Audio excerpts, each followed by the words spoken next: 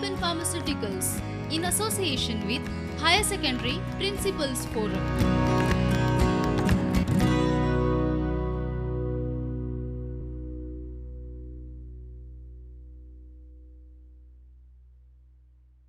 Namaskar and Yevkar. Friends, this is the subject of political science, and as you must have already known by now that we are doing the book, that is the Contemporary World Politics. Okay, this is the book, and today we will be focusing on chapter number 3, that is US hegemony in world politics. But before that, let me just take you on just a review of what the first two topics were in fact. The first topic was the Cold War era. In the Cold War era, we have seen how after the end of the first, or rather the Second World War, we see that two power blocks have emerged. One power block is the communist bloc headed by Soviet Union and her allies, primarily in Eastern Europe, and on the other hand we had United States of America and her allies in the Western world, and they are the capitalist powers. And as we have seen the manifestation of the Cold War leading to the peak of the Cold War, that is the Cuban Missile Crisis in 1961, followed by the emergence of the third world countries, that is the non-aligned movement, and finally we have seen how the Soviet Union, which was such a big military power and they had a big new military arsenal, how it collapsed in 1991, following which we had the emergence of a new world order. And now in 1990, when Soviet Union, one of the superpowers, was extinguished from the planet, and we had around 15 new countries. In the place of one country, we had 15 new countries. And now these 15 countries and the Soviet Union place was taken by Russia in the United Nations Security Council, the permanent member. Now today we will be looking at this aspect, that is the aspect of the US hegemony in world politics, is a unit 3. And this particular unit 3, which is there in political science, it is included for 5 marks in the board exam, and also in the formative exam it has around 3 to 4 marks. But knowledge and learning is extremely important, dear friends. And as we commence with this topic, we have to understand what this hegemony stands for. You will all be interested to know as to what is hegemony. Hegemony means dominance. You know, मी म्हणतात कोकणीन दादागिरी म्हणना, vice दादागिरी म्हणटा पळय, म्हणजे दादागिरी करता म्हणटा पळय. So when country becomes powerful, militarily it becomes powerful. It tries to take the shape of a hegemon. Hegemon means dominance. It is trying to become dominant in the world arena or world politics. And we all know, dear friends, by this time, as we are in the third unit now, that one of the superpowers, Soviet Union or Union of Soviet Socialist Republic, is not there on this planet as a single unit. In its place, we have 15 countries. And only one superpower remains in its place, that is United States of America. Now, being the sole superpower at the beginning of the last decade of the 20th century. Now, as we have put here, 1990, beginning of a new world order. Now, what is this world order? This world order is the order which is created by United States. Now, it is Hindi, there is a good saying, hum kare so kaida. Means now, in a democratic setup, we all know that United States of America is a democratic country. It is not a communist country. And it is ruling the world with its sheer might. Now, when does a country really become powerful? You will all bear me out on this. First and foremost, it has to have military power. followed by the economic power, and finally the ideological or soft power. We will discuss this later. But as we are taking a stock this topic in a chronological manner, see dear friends, we will move from 1990 to 1993 in this particular topic. And what happened during this period of 4 years period from 1990 to 1993 is what stock we will be taking today in this particular topic in political science. Now when we just talked about a new world order, now in this world order, as you must have seen earlier, we had the Warsaw Pact, we had the NATO. Now Warsaw Pact has become history. It has become a thing of the past. It has been replaced by only one military bloc, and that is NATO. And most of the countries, you will wonder as to where the countries have gone, where the countries which were with the USSR went. Did they become communist, or did they remain communist, or did they become capitalist, or what happened to them exactly is the million-dollar question which must be puzzling you right now. So all these countries, they became slowly and steadily, some of them they disintegrated also. We don't have that in our unit here, but they disintegrated in the sense, for example, Czechoslovakia. It split into two countries, Czech Republic and Slovakia. Like that, so many developments happened in Eastern Europe, in countries like Romania, in countries like Hungary, Poland, and so on and so forth. And they all became capitalists, to say, and they had a free market economy. There was a multi-party democracy. So they all became a part of the United States bandwagon, and they become capitalists in their own right. Dear friends, 1990, the beginning of a new world order, wherein we have the United States of America at the top of the pack, and all other countries have to follow the leader. Now you will ask me question, where is non-alignment? Non-alignment also is there existing, but it is not gaining in strength as the world is moving towards capitalism. But this phase is a very important phase from 1991 to 1993 for many reasons. We have, as I have written here, operation. Now this is not operation conducted on the operation table. This operation is a name, is a code name given to a military exercise. Now this particular, there are 4 operations this unit, for example. One is Operation Desert Storm. One is Operation Enduring Freedom. Third is Operation Infinite Reach. 4 is Operation Iraqi Freedom. So dear friends, for this particular unit or chapter, as you must, or topic also, we have 4 different operations. Operation Desert Storm, Operation Enduring Freedom, Operation Infinite Reach, and Operation Iraqi Freedom. One by one we will take stock of each one from the examination point of view. Very, very important, and also from the knowledge point of view. Let us start what happened in 1991. But before that, you must have all heard, dear friends, of a country called Iraq and its small neighbor called Kuwait. Now what did Iraq do with Kuwait, which is a precursor to what happened in 91?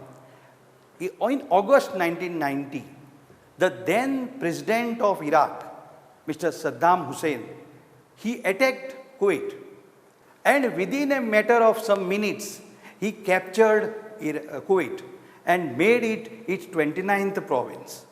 Now, dear friends, you all will know that in this democratic age, wherein the respect for democracy is there in the world, you can't just invade another country and make it your province and say that you are the master of that people there. No, you can't do it.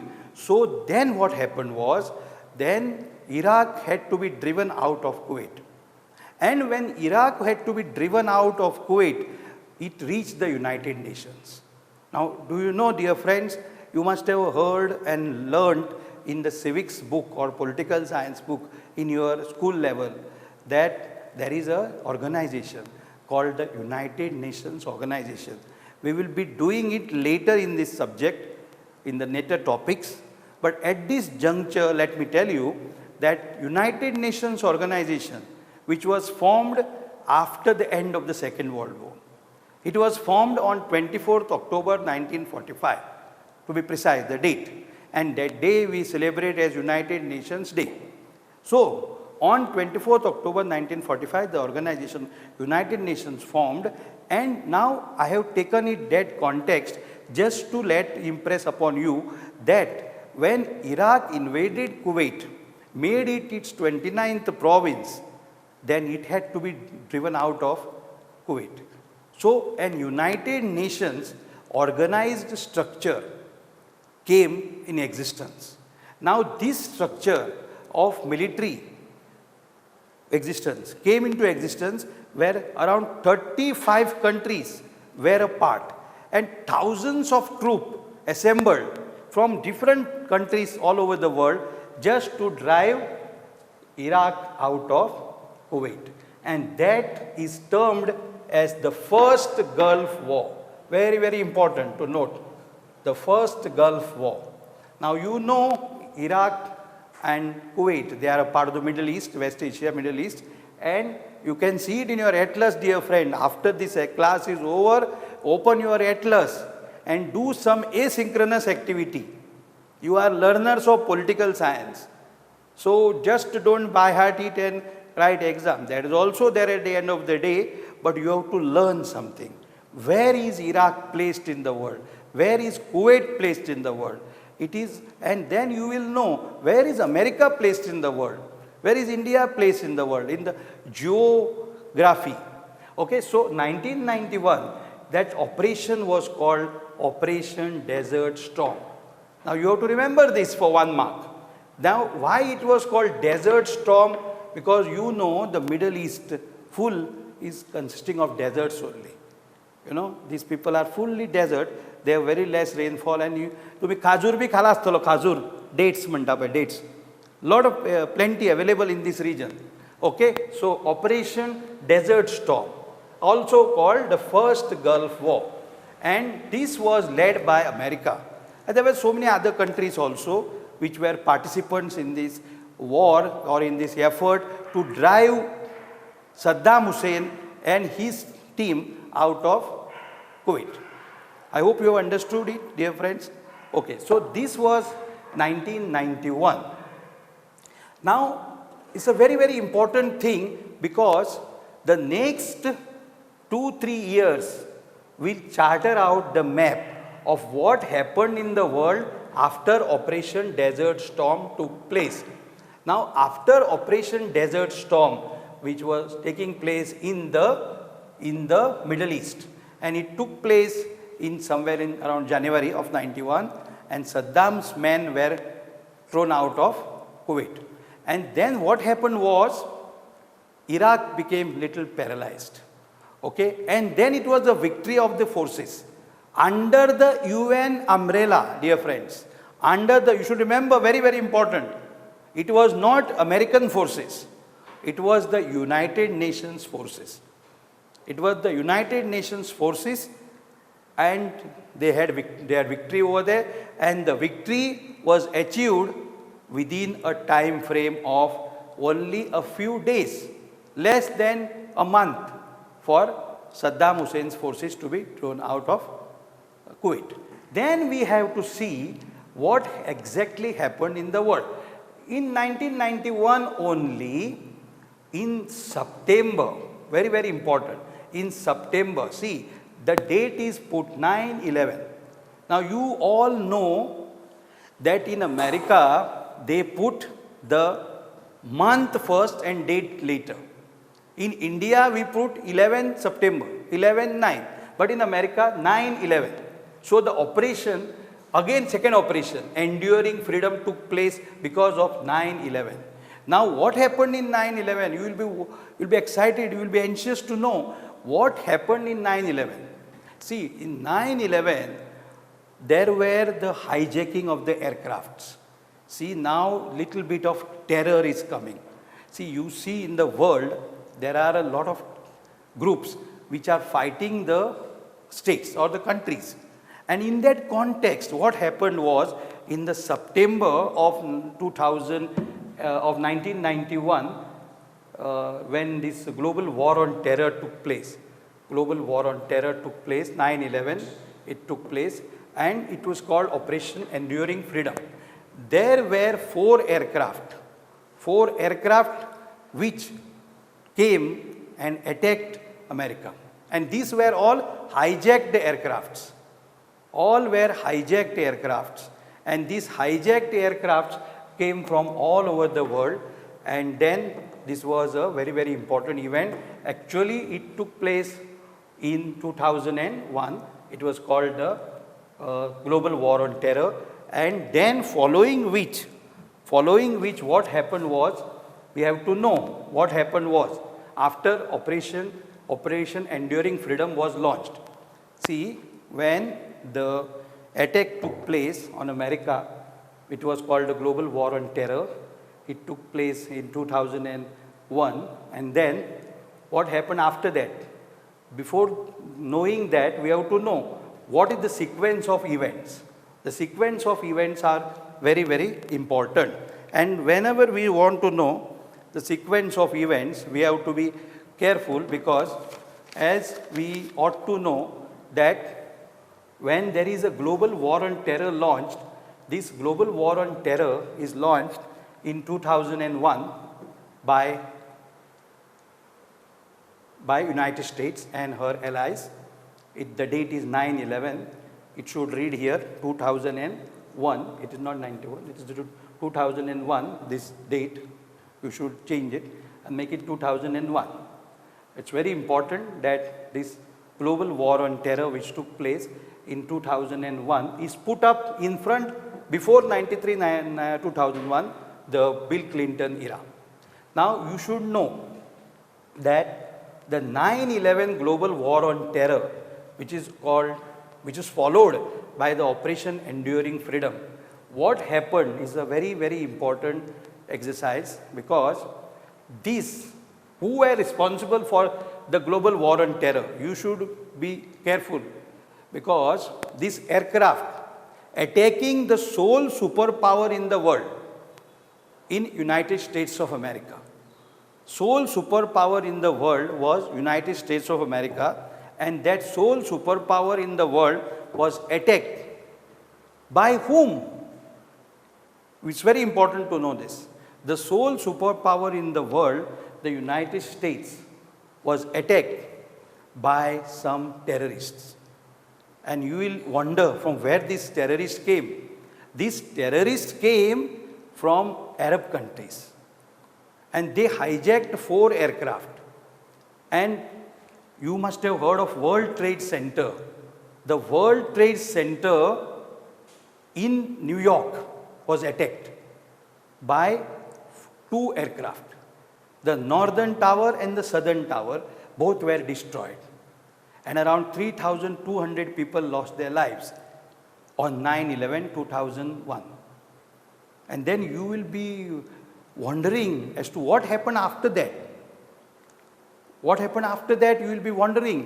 But that we will keep aside little bit, because we have to take a stock, because this is in 2001. Global war on terror is in 2001 and not in 91. It is in 2001. Global war on terror is Operation Enduring Freedom, and we will keep it for the time being, and we will look at 93 to 2001 phase, and then we will go back to the global war on terror, because the global war on terror which was there, the global war on terror and the Operation Enduring Freedom, the freedom of the countries have to be kept. And just as I mentioned now, the terrorists from 4 countries came from 4 different countries, maybe more also countries, from Arab countries they were, and they attacked the United States, the very fabric of the world's oldest democracy. They attacked the United States, and then 2 of the planes, as I have just mentioned, 2 of the planes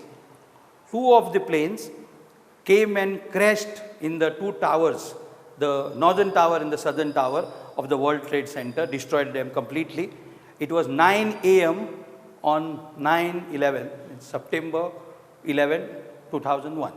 And then what happened was, the follow-up of that, the other two aircraft, one aircraft went and attacked the United States Defense Ministry. Okay, you must have heard, or you must be careful to know that the United States Defense Ministry headquarters is called the Pentagon, because they have a building, it is shape of a pentagon, a five-sided figure, pentagon. So it attacked the Pentagon. That is the nerve center of the US defense. Okay, and the fourth aircraft, dear friends, where did the fourth aircraft go, or where did it crash? The fourth aircraft, dear friends, it was targeted for the US center of power. That's called the Capitol Hill. You must have heard of in Washington, there is a building called Capitol Hill. And in the Capitol Hill, you have the US Congress seat. I mean, like we have in India, Parliament, the Lok Sabha, Rajya Sabha seats there. In America, in the Capitol Hill, we have the US House of Representatives and the Senate. And the entire thing is called the US Congress. The fourth plane was targeted for the US Congress, but it missed its target. Okay? And where did it land, or it crashed? It crashed in a jungle in Pennsylvania. So, dear friends, now the four aircraft, very, very important from the examination point of view. Discuss, one question comes, discuss 9/11 and global war on terror. Now, the war was launched as called Operation Enduring Freedom. Operation Enduring Freedom. It was in 2001. But before that, we have to see, that came in 2001, this particular episode came in 2001. But we have to see what happened before that, means precursor. We have to see in political history, or we now learn it as political science. We have to see that this, what we are taking up now, why it happened. See, nobody wants terrorism to thrive on this planet, correct? You all will agree with me. Nobody wants terror. People want peace, progress, prosperity. Everybody wants the peace, progress and prosperity to thrive. Nobody wants terror to remain in the world. Understood? Okay, so why this global war on terror took place? Why? Always ask the question why. For that we have to go back in time. This is flashback, we have to go back in time. See, now after this Operation Desert Storm, which took place in 91, which is called the first Gulf War, everything put up on the board. In America, there was a change of guard. In America, there was a change of guard, means there was an election in America in 1992, and Bill Clinton became William Jefferson Clinton became the President of America, United States of America in 1993. He had a tenure of 8 years, 2 terms he had, tenure of 8 years. So, Bill Clinton, when he became the President of America in 1993, okay, after the Operation Desert Storm and after the defeat of the Republican Party, because Bill Clinton belonged to the Democratic Party, and he became the president in 93. He remained the president for 8 long years, 2 terms.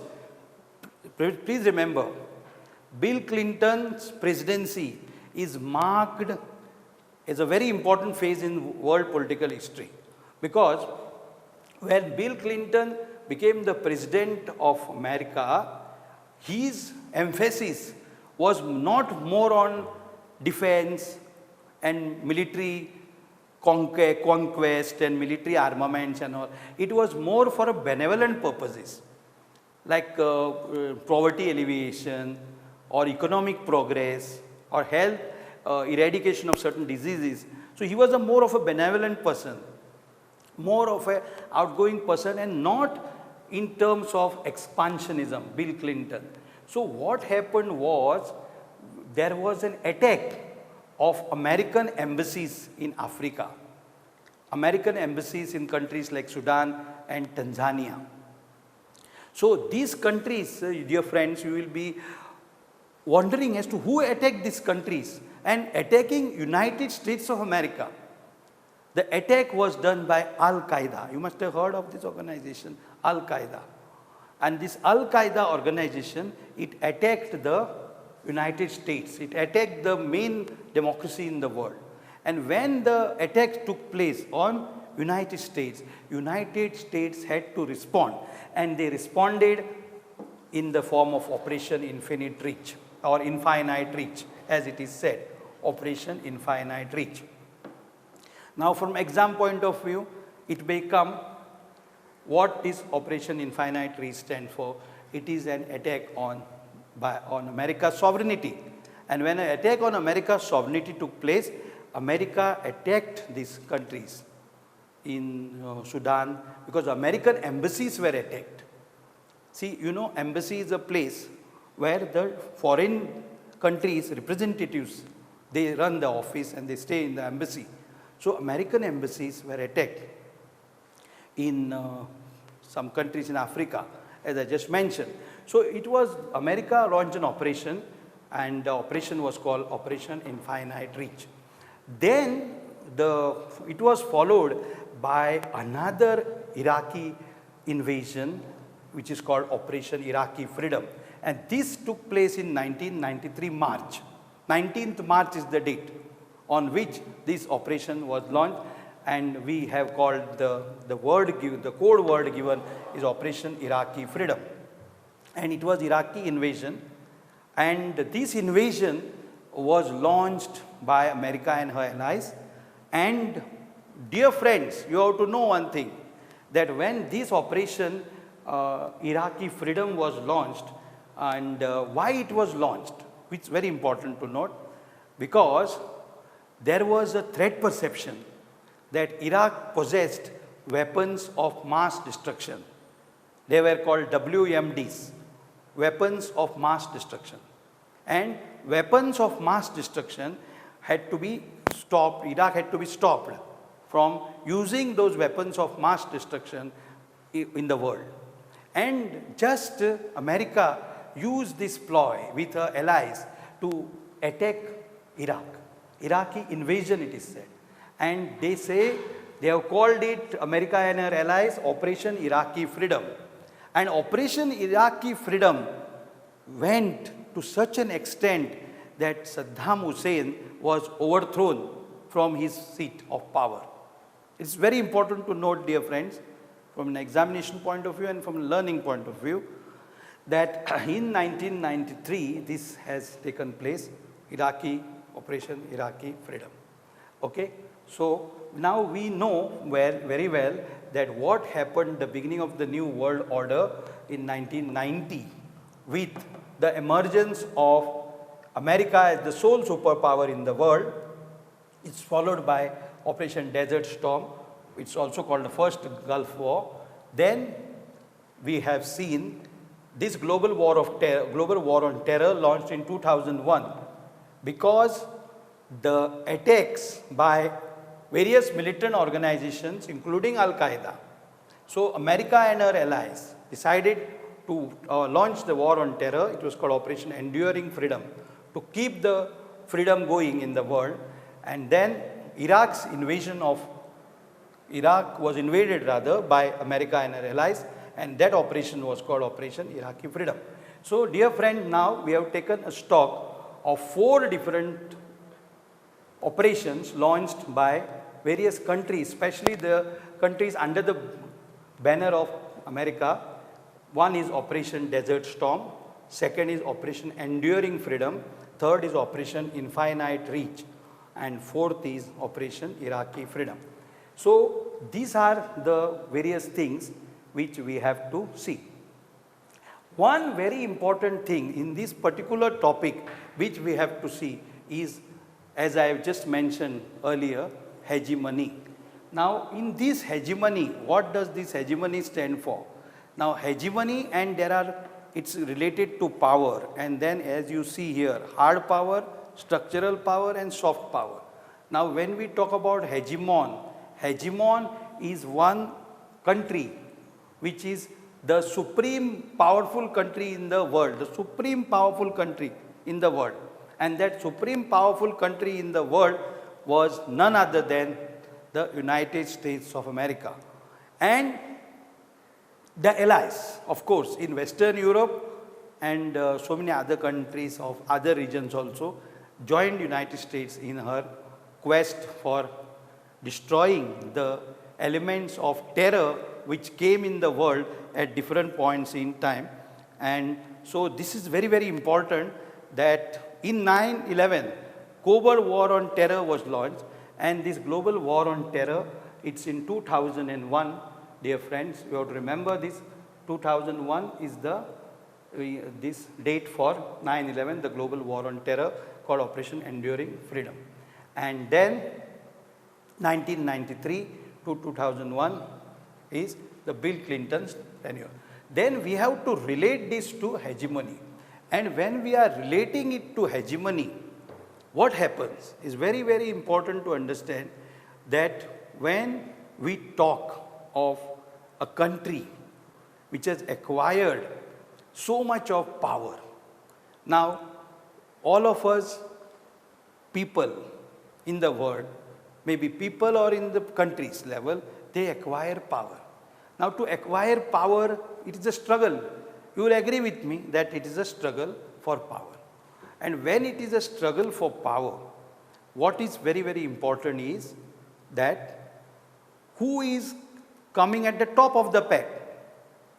I am not saying by hook or by crook America has acquired it. That is why this topic itself, US hegemony, the title given is US hegemony in world politics. Now in exam also, this topic, as the previous two topics, the Cold War and the second topic, end of bipolarity, included for 5 marks in the public board examination. Likewise, this particular topic, the US hegemony, is also included for 5 marks. And in that topic, the favorite of the examiner, the favorite of the paper setter rather, will be the 9/11 global war on terror and how America launched Operation Enduring Freedom. Now again, from the examination point of view, I will just throw some light on what is global war on terror. See, we have just taken a stock of 1993 to 2001. President Clinton is in office. Okay? And in 2001, when President Clinton's presidency is over, because in America, you know, dear friends, you must be knowing, you are excellent students of political science. Okay? You must be knowing that after 2001, America had a change of guard. For 8 years, there was the rule of the Democratic Party. It was followed in 2001, November elections, by the victory of George Bush, whose father was also the President of America earlier, from 1989 to 1993, Senior Bush. He was the President of America from 1989 to 1993, when we had the Operation Desert Storm. You will bear me out on this. Yeah. And when we are discussing the global war on terror 2001, so we are coming to the fag end of 2001, and 2002 onwards, the new President of America comes into saddle. His name is George Bush. He is the son of the earlier Mr. Bush, who headed America for 4 years from 89 to 93. And from 2001 to 2009, we had his son becoming the President of America. So this global war on terror, which is a favorite of the paper setter in exam, as we have called it Operation Enduring Freedom. What happened in that? We have to note. You must have heard that in the world during this time, as I have just told you, the name of one militant organization in the world over, Al Qaeda. You must have also heard of a word called Taliban. Now, these Taliban forces were very active in Afghanistan. And Taliban means it is sort of a dictatorial system they have, which has taken Afghanistan back by lots of years, you see. So, in this Operation Enduring Freedom, which Global War on Terror launched, after the America's sovereignty was threatened, dear friends, this very, very important part of the entire topic, 9/11 Global War on Terror, is important because this attack took place at around 9 a.m. Indian Standard Time, no, 9 a.m. American Standard Time.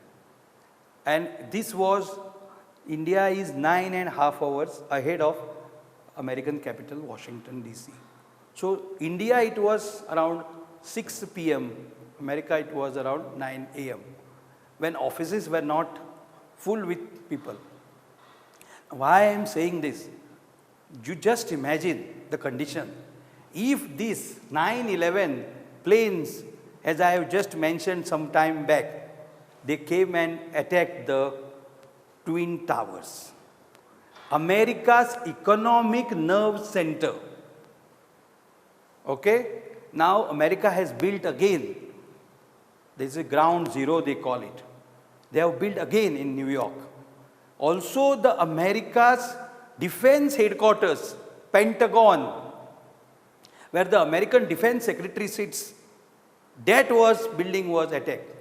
And as I have just mentioned to you, another fourth plane which was targeted for the Capitol Hill building where the US Parliament, see in US Parliament they call US Congress, the senators, the House of Representatives and the Senate, they sit. It was targeted for that, but it missed its target, fortunately, and landed in Pennsylvania jungle there. And then America launched this Operation Enduring Freedom. They went to Afghanistan and they finished this, they ended the Talibani rule there, over there, and they managed to pulverize or neutralize, we say in military terms, neutralize. They neutralized the threat to America because, dear friends, this particular decade, from 90s decade as we call it, just before the beginning of the new millennium, that is the 2000 onwards, you see, America was attacked. See, you just try to understand, dear friends, as you are with me this day on Prudent Media, okay, to Prudent Scholars is the program. You just try to take into account, if America can be attacked, which is the world's sole superpower at this point in time, if America can be attacked, is any other country safe in military terms? You will be pondering now, thinking in your drawing rooms or wherever you are on your television set, okay, or on your YouTube channel, you are watching us. This Operation Enduring Freedom was launched. Freedom. Now you all know that how precious is freedom. When you are trying to attack the world's leading superpower, that is the United States of America, will the Americans keep quiet? What happened, what followed was the ending of the terror, so to say, of the Talibani forces and the Al Qaeda. Because America went in different regions of the world and they, with accuracy, they finished the terror elements, be it in Afghanistan or be it in any other part of the world. Taliban prominent and Al Qaeda. These are the two prominent organizations which were attacked, which were destroyed by American forces. Okay, then we are talking about a very important term here, hegemony. Now, this term hegemony also is a very, very important term because the topic itself depends on, hinges on this. The topic hinges on this, and in hegemony, you will be wondering as to why America became so strong. See, everybody wants to go to America, no? Now, this is a pandemic time, but it's called, America is called the land of dreams. You know, land of dreams. You will bear me out that in 2009, President of America was Barack Obama. Now you see, he was a black person. And he became the President of America. He became a black man in a White House. White House is the official residence of the American president. You all know this. You have seen the White House, it is in Washington DC. And Pundits gave very less chance for Obama to become president. They said there would not be any black person in the White House till 2050 AD. But all Pundits were proved wrong. And a black man, a very good orator from Chicago city of Illinois state in United States, he became the President of America in 2009. Now, why I have told this by just digressing is because you will all bear me out that America is a land of dreams. So, in this context now, we will try to understand American hegemony. See, American hegemony can be learned in three different ways: hard power, structural power, soft power. Now, when you talk about hard power, it's a military power, structural power, economic, soft power, cultural, ideology. We'll try to deal each one separately. Now, when we talk about hard power of America, the military power, the military might of America. See, you all know that America has the military arsenal, which the next 15 countries, if you put together, they don't have that arsenal. So America has got such a big arsenal of weapons. So it has got military power. So hard power. So when you have the military power, you get a better bargaining counter. You know what is a bargaining counter? In international affairs, when we are discussing international affairs, it is a good bargain counter. You stand, two people are sitting and discussing, they are bargaining on things. America has an upper hand. So America has acquired that capacity, sophistication it's called in English. It has acquired sophisticated nuclear weapons. And you know, America has got, dear friend, all the types of the latest guns, the latest tanks, battle tanks, and you know, even the latest missiles. That is not part of our discussion. But you all should know the meaning of the word hard power, the military power. Okay, when we talk about the hard power, we also include so many other things, you know. See now, right now you are watching me giving this discourse on prudent media, okay, in Prudent Scholars. Do you know what is facilitating this? Have you heard of, you must have heard, you are young people, www, World Wide Web, we better know as internet.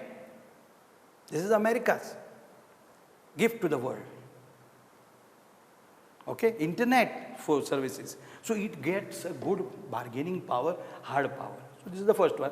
Structural power, economic power. Now, you see, in this world, one who has the financial power, म्हणजे vitamin M म्हणता, or vitamin म्हणता थोडे, vitamin M. So you have the vitamin, you become strong, no? Now in this pandemic, people are saying you take vitamins, your immunity will grow. तुझी प्रतिकार शक्ती वाढतली, your immunity will grow, people say, correct? Yes or no? Yes, you are saying, yeah.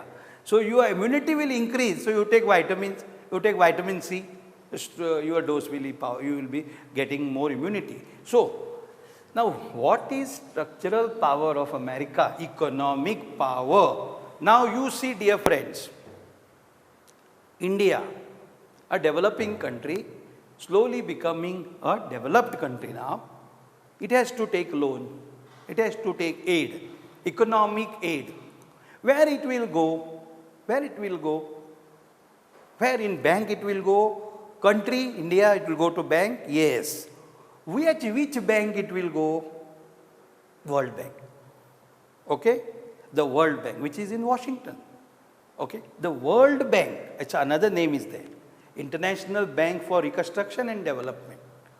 Okay? So, it will go to the World Bank, okay, and it will ask for loan over there.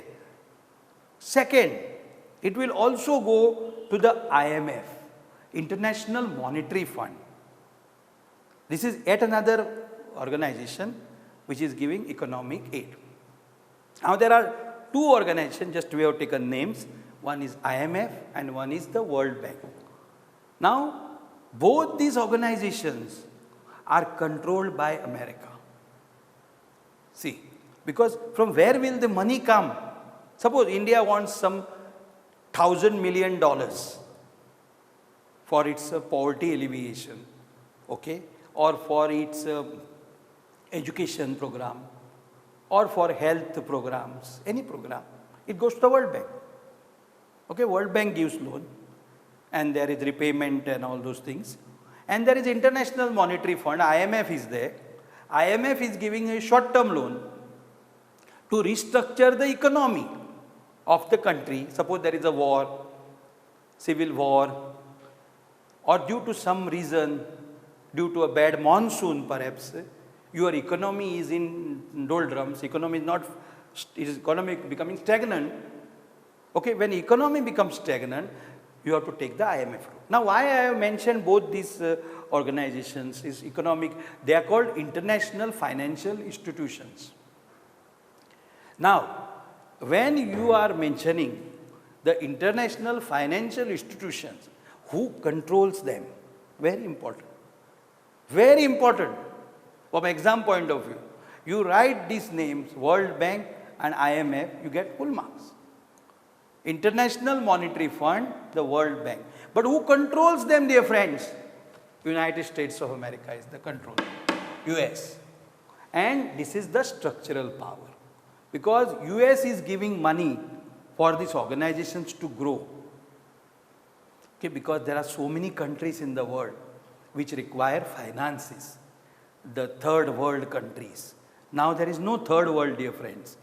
I mean, at this point in time, there was no third world. There was the first world and the rest of the world. Because second world is finished, no? There's no communist countries. They are there, but they don't have that alliances and all. So it is America, the first world, and the third world countries. So their countries, who will provide them economic aid? IMF, World Bank. So they are coming under the economic control of United States. You should know. From where we are getting. See, my dear friends, again I will just try to explain little different. You know the world's, some of you might be learning economics as well. Learn the learned currency of the world, the topmost currency of the world today is the American dollar. You must have seen, or after this class on Google you can see how a dollar looks like. $1 note, $2, $5 note, 10 whatever dollars. So you see our rupee and American dollar cannot compete. See, we have to make our rupee compete against the American dollar. Yes or no? Yes, you are saying. Okay. So American dollar and the Indian rupee. So whenever we go to the IMF or World Bank, we have to get the America's sanction. See, there is a board of directors which sanctions the amount, but which country sanctioning authority is not America, no doubt, America, but the sanctioning authority is controlled by America. Because America has the maximum stake in the IMF and the World Bank. So this is the second one, structural power. Third is the soft power, the cultural or ideological power, soft power. Now when we talk about soft power, what comes into picture, dear friends? When we talk about the soft power, what comes into picture? Soft power, soft manta ami taka. What comes in the picture? Soft power. Can you tell me? Culture, jeans. You are wearing jeans, all of you. Jeans. The American culture, Sanskruti Amerikechi. America is trying to project its Sanskritic culture all over the world. And young people, and even some not so young people, they prefer jeans. They prefer t-shirt. Cool, manta. Sir, you become cool, sir. Cool, sir. Cool, cool. What is this cool? Soft power. So when young people, see now India is a country of young people. 65% of India is below 35 years of age. You know that very well. 65% is below 35. So India is a young country. So India is the cynosure of all eyes. All countries look at India with awe. India, young people, young population is there. So let us target India. So soft power America is trying to capture. America is having this soft power, and this soft power is also the ideological power. Capitalism. Capitalism. See, in the beginning of the class, I told you, or we discussed rather, America is a land of dreams, Mono. Swapna. See, there is that city called New York. It is called the Big Apple. Big Apple. The city which never sleeps, Mandataka, New York. It is in America. United Nations organization, which we have made a mention of in this topic, and we will be taking it up in the subsequent topics. United Nations office, headquarters, it is in New York, big building, you can see it on the internet. Some of the things I am not showing you, dear friends. You please do it, you please see it on the internet. You please see it. Because internet also is a gift by America to the world. Okay, so once again, for our friends, question in exam may be tuned as to what is hard power of America, what is the structural power, or what is the soft power of America. And these three powers make America a really powerful hegemonic country, or hegemon, dominance.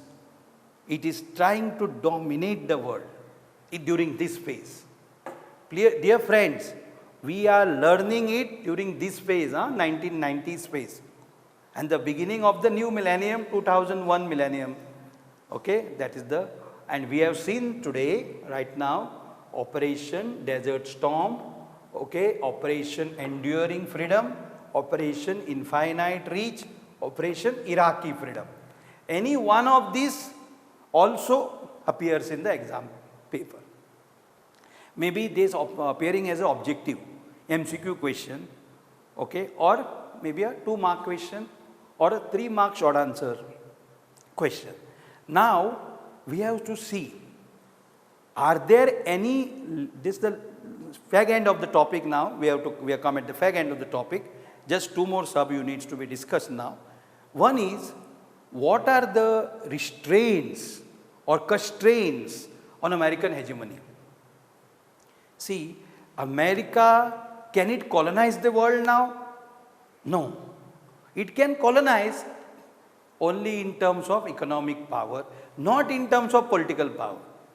See, you'll all agree with me, that maximum multinational corporations, they have their head office where? In America. Head office in America, headquarters of multinational companies is in America. So like that, it acquires that power. So when we talk about what are the constraints on American hegemony, see, America is not a dictatorship. America is a democracy. So when America is a democracy, it has legislature, it has executive, and it has judiciary, and it has media also. So these are trying to control each other, balance the power, checks and balances of power. So this is one constraint on America. Then there are other constraints also on America with the world at large. See, you all will know from the first topic, let me take you back to the first topic, we had learnt NATO, North Atlantic Treaty Organization. We have learned that. So in North Atlantic Treaty Organization also, the other countries which are there, like for example, Great Britain is there, Germany is there, France is there, Italy is there, her allies. And now so many other allies have joined from Eastern Europe, erstwhile communism states. They will not allow the Americans to be dictatorial that way. So these are the constraints on American hegemony. So there are some checks and balances, because otherwise America can colonize the world. There was a threat during this point in time, this phase. Now the world is moving towards a different direction. We will not discuss that. But at that point, the decade of 90s, when US hegemony was at its pinnacle, means top, control was there. So I just now told you, the control was from the American other organs of the government. The control was from NATO, the North Atlantic Treaty Organization. Okay, so these were how America was maintained. Otherwise, America would have gone further, because there was no other superpower to counter it. There was United Nations, of course. You will agree with me that there was United Nations. म्हणजे संयुक्त राष्ट्र म्हणतात ताका. And you know, in the Sayukta Rashtra, United Nations, there are more than 190 members, dear friends. Now, but the Security Council, America has the veto, along with 4 others permanent members.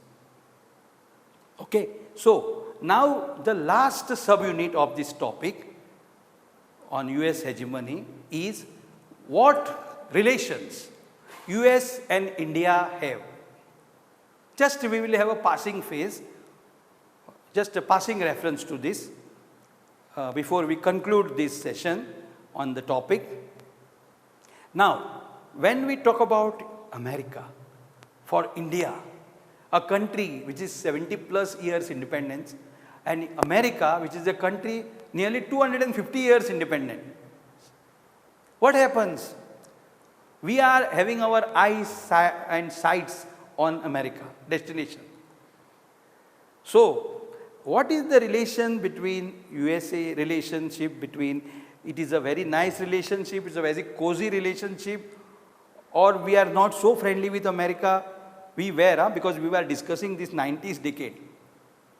It is not the contemporary, it is not the present one, the 90s decade. You have to remember. So, there are different areas wherein our young people are going to America. See, now, you know, Indians are considered to be brainy. All of us are brainy people. All Indians, hushar lok amche. But where are we heading towards? America. See, now I'll tell you, in Silicon Valley, Munasa, Silicon Valley, the IT capital of the world, Manta. Silicon Valley, maximum people are from India. If you consider the developing countries, they are in Silicon Valley. So all these names, if I take, which are not part of our syllabus actually, okay, Sundar Pichai and others, all you know, you are experts in IT, all young people are experts in IT. So, as I just said, in Silicon Valley, maximum Indian people are going, young people are going, and they are making their mark in Silicon Valley. Now, in other companies, there is a MNC multinational called Boeing company. तुम्ही ऐकलं असतील नाव Boeing. Now in Boeing company, so many Indians engineers are there. Okay, so that is another. Then third one, which now our government and Prime Minister talks in terms of startups. तुम्ही हे नाव ऐकलं असतले. Startups. Now startups वेगळे वेगळे हातून असता. In different areas there are startups. Now startups also in America, they are giving a lot of emphasis to startup. In America they were doing startups in the decade of 90s as we are discussing. So for these startups also Indians are there. So India has got a good relationship with US in 1990s because as we will take a stock now, you will also be keen to refresh your memory. When 1990, the decade began, it began with the establishment of a new world order, new international economic order, new world order. Then Saddam Hussein invaded Kuwait when he was dragged out of Kuwait and peacefully, and it was called Operation Desert Storm, first Gulf War. Followed by, this we will take later, this particular we will take later, the emergence of Bill Clinton. Because Bill Clinton emerged in the White House as the President of America in 93 after quite a lot of time Republican rule in the White House. There was President Ronald Reagan for 8 years, followed by President Bush. Okay, then President Clinton. His rule was marked by this terror sort of thing, and then American embassies were attacked, as we just discussed, in Africa. And America also went after these people, terrorist people organization called Al-Qaeda and others, and dismantled them successfully. America only could have done it, and it did. And then it was called Operation Infinite Reach. See, the word is used, infinite. It's a word, it is in maths, dear friends, infinite, finite numbers. But political science and the word aha. Infinite, finite, infinite. Infinite reach. So America kade the infinite reach asa. Okay?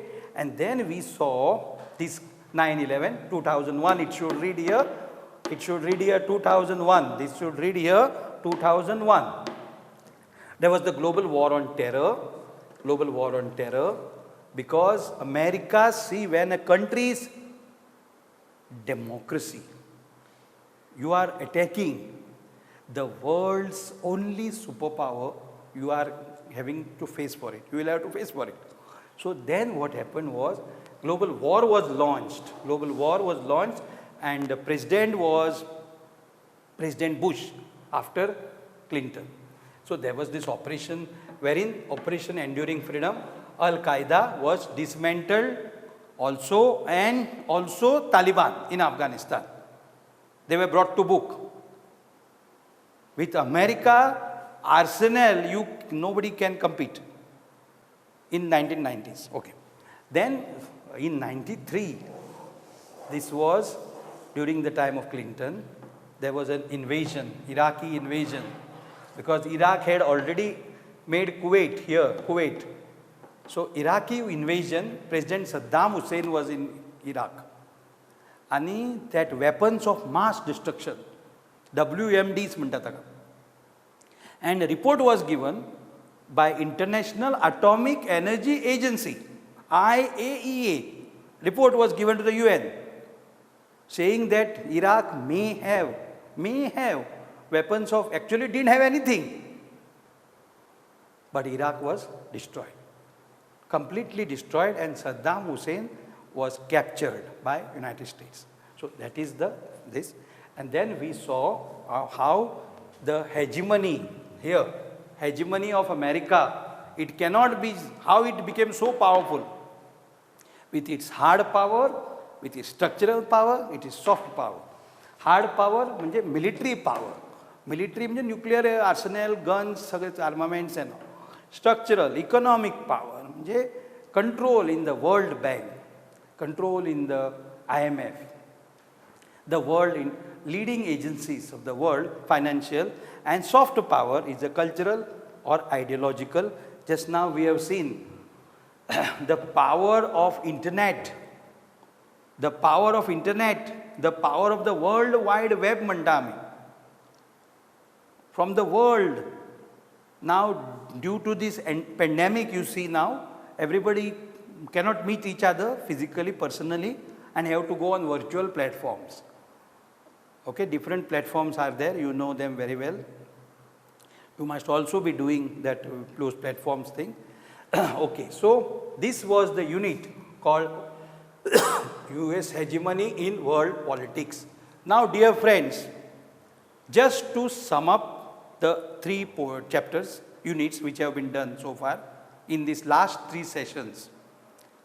Okay, just to refresh your memory so that whenever the public examination is held by the board, you can pocket 15 marks easily. And whenever the formative is held, maybe 3 to 4 whatever marks. But you should be satisfied that your learning outcomes have been achieved, and at this juncture 3 units. First is the Cold War era, second was the end of bipolarity, and third US hegemony in world politics. Now 3 more units are yet to come. We will be discussing those units with you in the subsequent sessions. But at this juncture, dear friends, you have to do one thing. You have to go through all these 3 units in this particular book. That's the Contemporary World Politics. Okay? Contemporary world politics is the politics after 1945. That is the end of the Second World War. Okay? And now we have reached up to 1993 we did, and we went up to 2001, the global war on terror. So in the upcoming sessions, we will be throwing light on other aspects, alternate centers of power, okay, international organizations. Okay, that will clear the air for you, and you will be surely possessed with lot of knowledge on this subject.